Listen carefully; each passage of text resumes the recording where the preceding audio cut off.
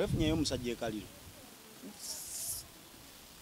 Wekaliro mbadde sinamufuna. Okay, but Black, kyekyeretera abasajja ennaku zino obutamala. Stress ya lockdown. Abasajja nabo baavu era nagambye mbu side zombi obwavu bwekubira side. Ate baida omusajja buli lwabeera n'ebizibu tasobola kumala. Abasajja Mukama yabatondanga kabwa mutya. Kayo omusajja kintu kimu kimukanga ne kimutandinga off. Kyovula omukazi alina okubanga muyonjo biki ebyo bwe bityo ye. So ekireetera abasajja obutamala, obwavu, stress. No, kisinzira ne ku mukazi gw'oli naye. Kubanga nze I will first romance you.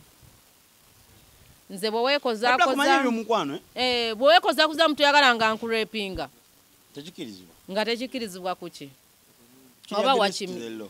Oba wazze kuki? Wazze kukimaki? Nkuteekako evivya mu kabuto. Mutaka wabanga akuyambye n'asanyuka nga tutandikirawo. Emmere eno gy'oyisaamu abantu bwete ogijjawo ogiyigirawo.